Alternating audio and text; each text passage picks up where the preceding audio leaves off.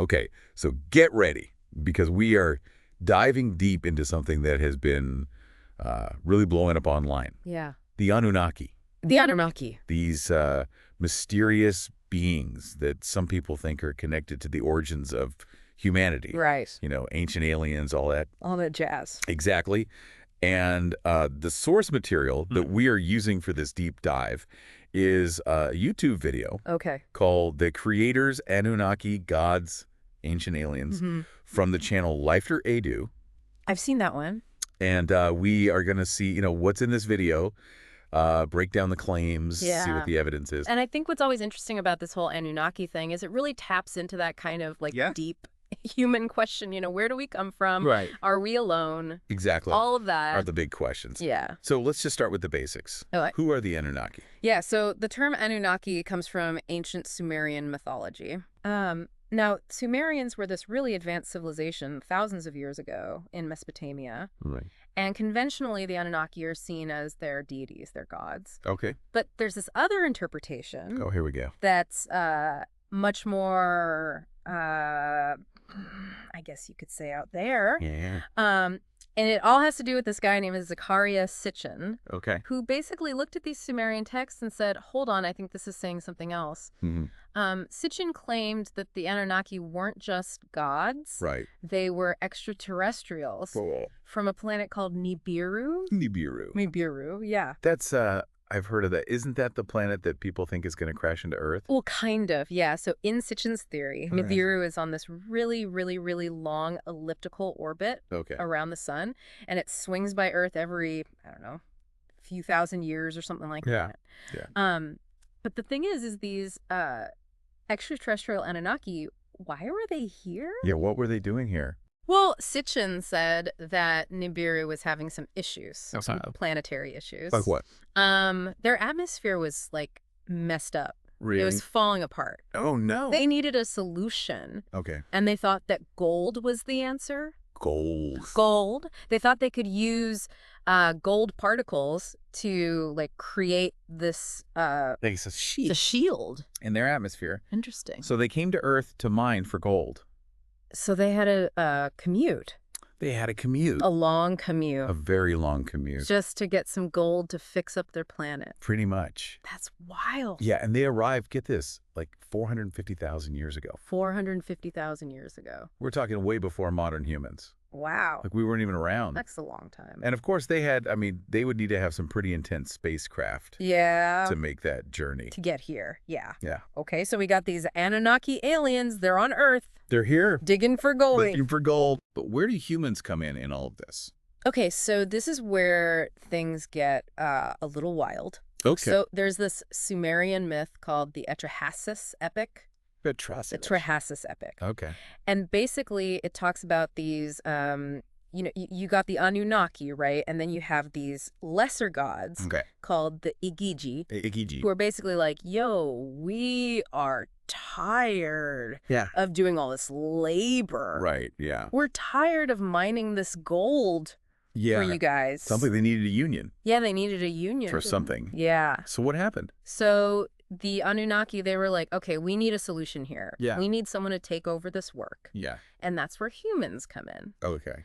So in the Atrahasis myth, humans are made from clay. Clay. And a god's blood. A god's blood. But Sitchin here we go. Had a different interpretation. Okay. Sitchin proposed that the Anunnaki were like masters of genetic engineering. He believed that they took this existing hominid, maybe like a Homo erectus, and modified their DNA to create Homo sapiens.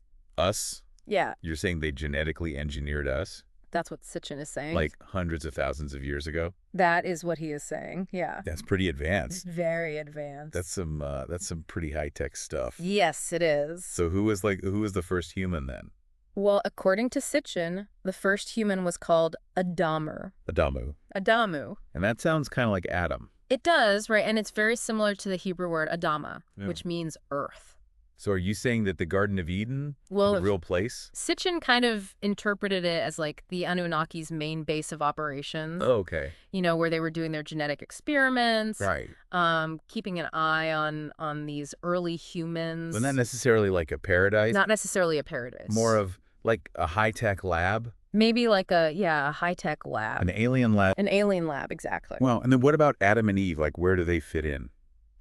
So Sitchin saw their story, like the Adam and Eve story, as more of a metaphor for how the Anunnaki controlled human knowledge. He even pointed to this conflict between these two Anunnaki leaders, Enki and Enlil. Enki and Enlil. So these are important names? Yeah, they're big players. In the Anunnaki world? In the Anunnaki world. Okay, tell me more about them. Well, so Anu is like the top dog, the king of the Anunnaki. So like the Zeus? Yeah, like the Zeus, exactly. Right, the Anunnaki. And then you have his sons, Enki and Enlil, who are kind of constantly battling for power. Oh, interesting. Enki is known for being, like, wise and compassionate. Okay. And then Enlil is more about, like, control and order. So it's like a family drama. Yeah, it is. But cosmic? With genetic engineering. With genetic engineering. And ancient aliens. And ancient aliens, yeah.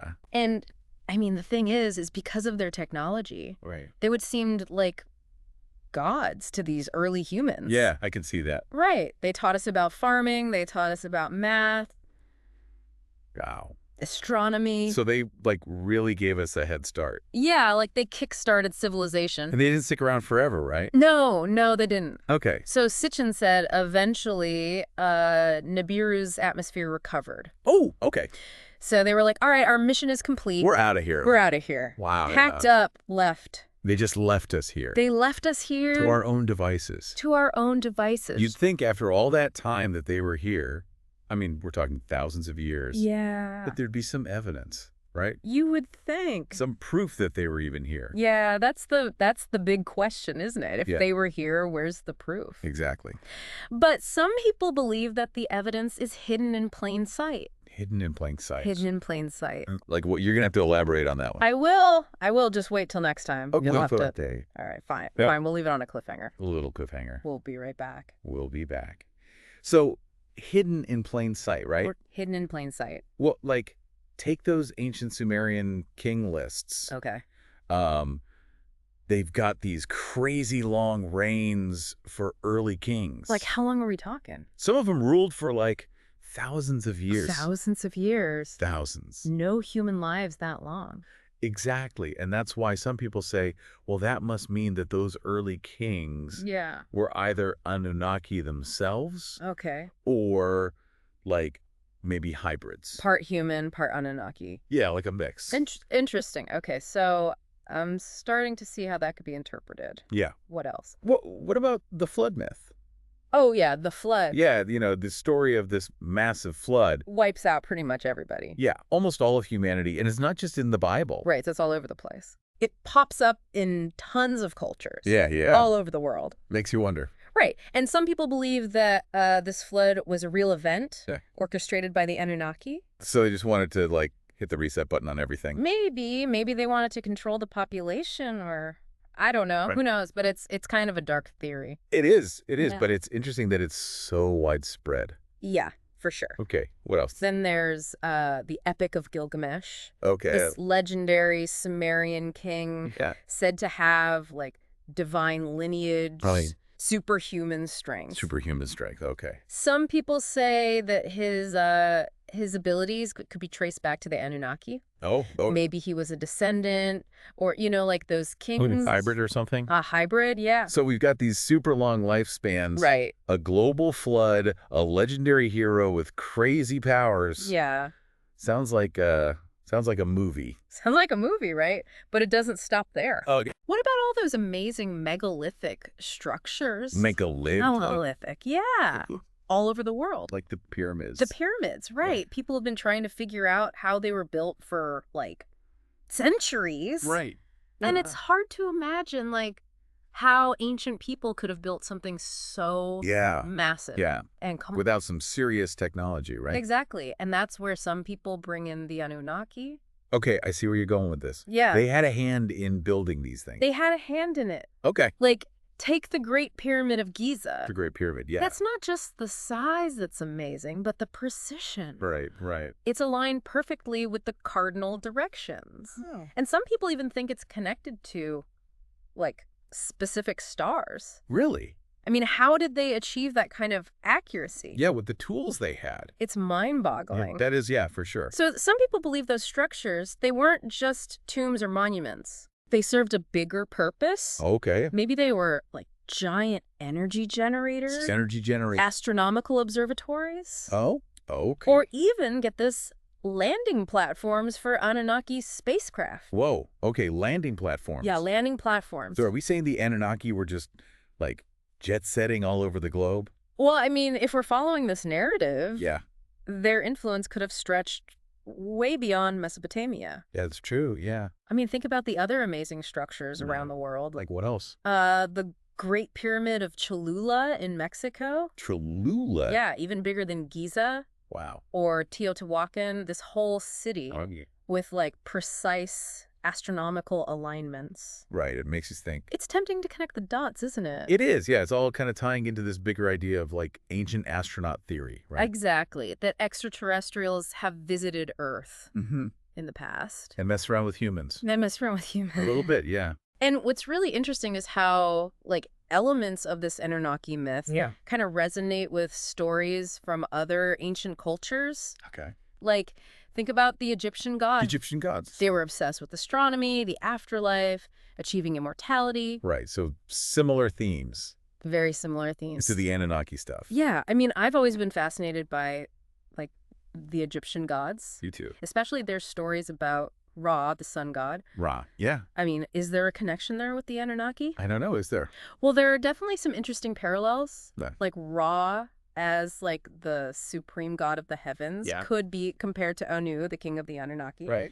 And then you have Enlil, the god of air and storms, who shares some similarities with Shu, the Egyptian god who separates the sky from the earth. So we're seeing similar ideas. Yeah. Powerful sky gods, fascination with the stars, the afterlife. Yeah. It's almost like they were drawing inspiration from, like, the same source. Right. It's a pretty compelling thought. Yes, for sure.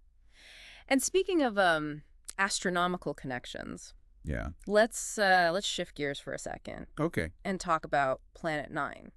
Planet 9, I've heard about that, yeah. Yeah. So scientists think there might be this other planet. Yeah. Lurking out there in our solar system. Way out there. But how does that tie back into the Anunnaki?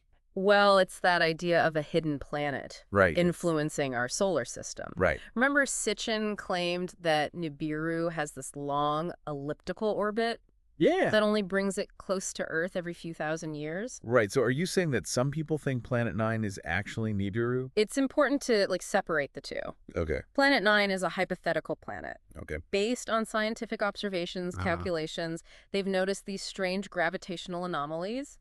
They think it could be caused by a large undiscovered planet. Okay. They're actively searching for it, but they haven't seen it yet. Okay. So Planet 9, scientific mystery. Speculation. Speculation, okay. But going back to the Anunnaki, if they really did create us, shouldn't there be some trace of them in our DNA? That's a good question. That is a good question. So is there? Well, there are a couple of curious things about human DNA that, fuel a lot of the speculation. Okay. Like human chromosome 2 is actually a fusion of two ancestral chromosomes. Interesting. It's this unique feature that sets us apart from other primates. Okay, but how does that connect to the Anunnaki?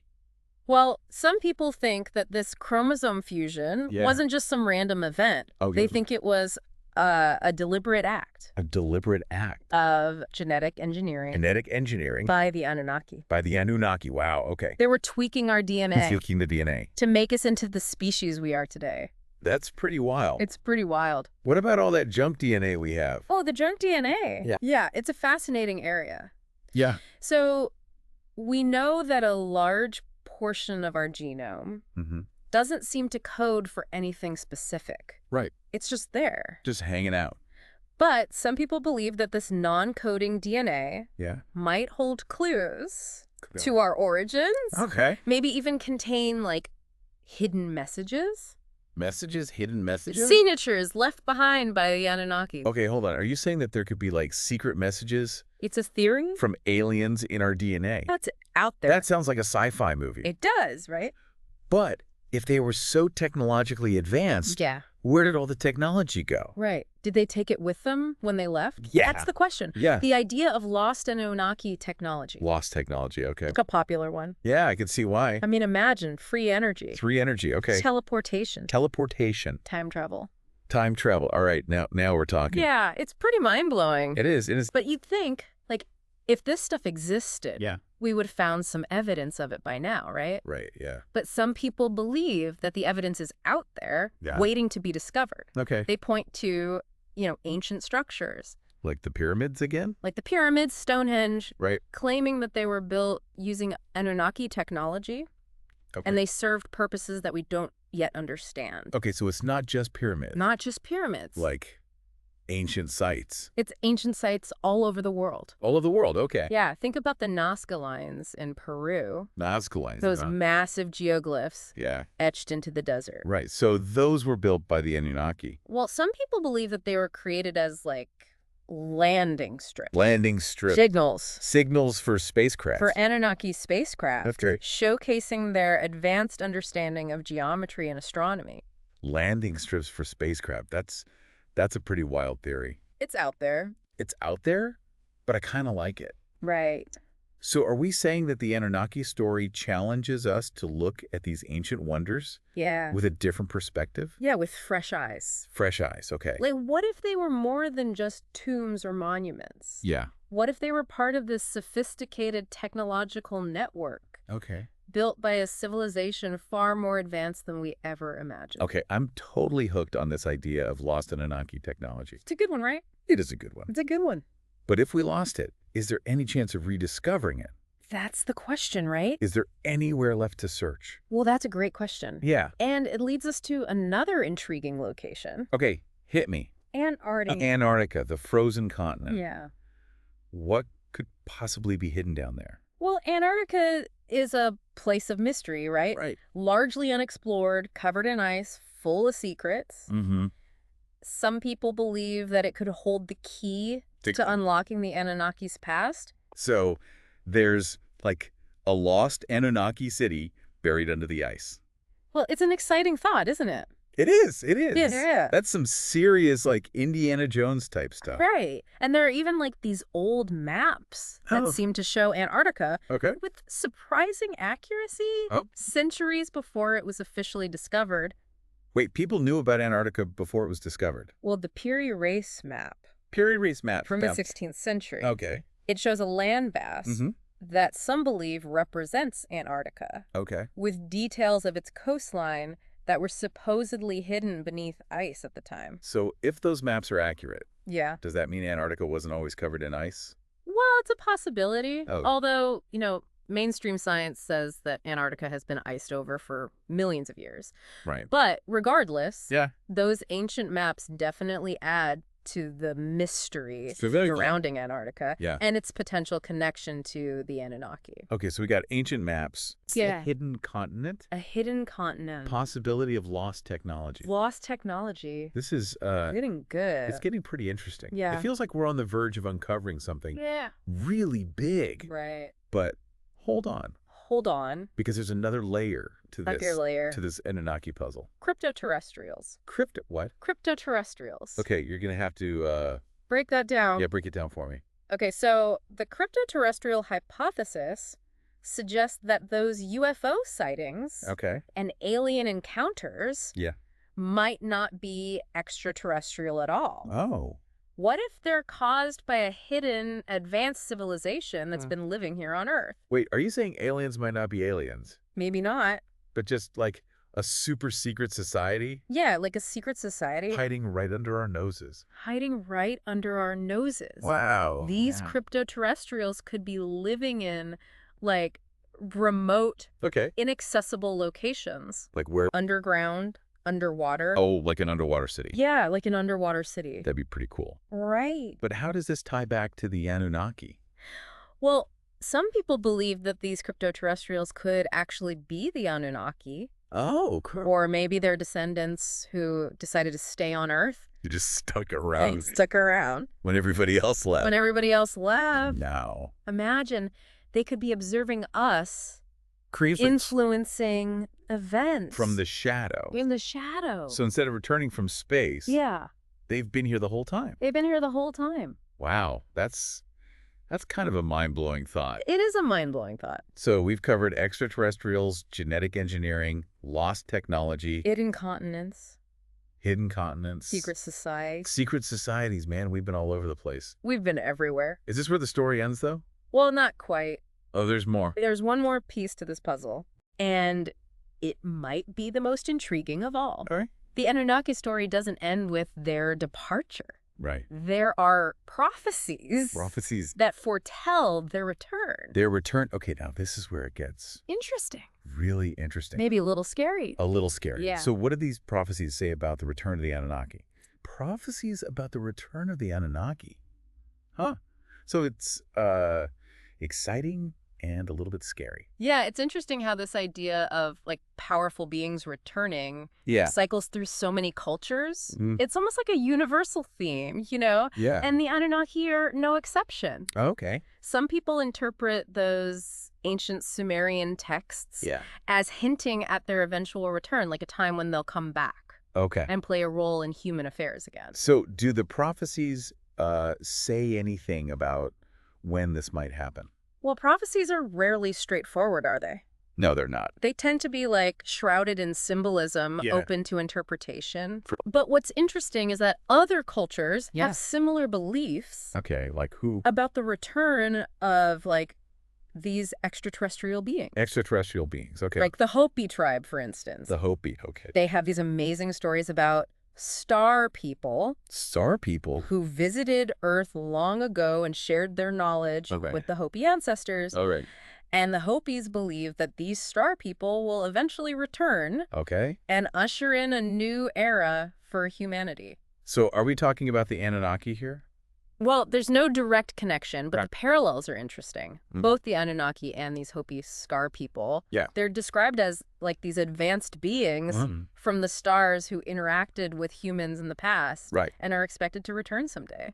It's so interesting how these similar themes just pop up in cultures that are so different. Yeah, geographically and historically separated. Yeah, exactly. It's pretty wild.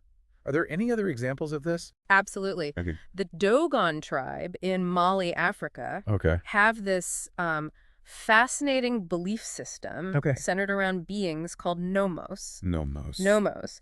They believe these nomos were amphibious creatures who came from the Sirius star system. Sirius, isn't that the brightest star in the sky? That's right, the dog star. And what's really remarkable is that the Dogon have this detailed knowledge about Sirius B. Sirius B. Which is a white dwarf star that's invisible to the naked eye. We can't even see it. You can't see it. Okay. And they even describe a third star. A third star. Sirius C. Okay. Which hasn't been scientifically confirmed yet. So they knew about a star that we couldn't even see until, like, way later. Pretty much. With telescopes. With telescopes. That's crazy. It is pretty crazy. It's a mystery that has puzzled researchers for a long time. Yeah, how did they have this knowledge about a star system that's so far away? Well, it's pretty wild. It lends credence to the idea that ancient cultures may have received knowledge from extraterrestrial sources. That's true. It really makes you think. It does. It does. Okay, so let's say these prophecies are accurate. Okay. The Anunnaki are coming back. They're on their way. What does that mean for us? Well, now that's the big question, isn't it? It is. I mean, imagine the implications if the beings who supposedly created us, engineered us, came back to Earth. It would change everything. It would completely change our understanding. Of, like, everything. Of who we are, where we come from, our place in the universe. It'd be like a global existential crisis. It would be. Like, we're not alone. We were created by another intelligence. Yeah. It would challenge our religions, our scientific theories. Everything. Everything. Our whole worldview. Yeah, it would rock our world. Yeah, but it could also be an incredible opportunity. An opportunity, really. Think about the knowledge and technology they could share with us. All right, I'm listening. Imagine the solutions to problems that have plagued humanity for centuries. Okay, like what? Disease, poverty, climate change. Yeah. We might even be able to achieve interstellar travel ourselves. Okay, yeah. Finally venture beyond our own solar system. So it's like, will they come as benevolent teachers? Yeah. Or domineering overlords? Right, that's the unknown. Yeah.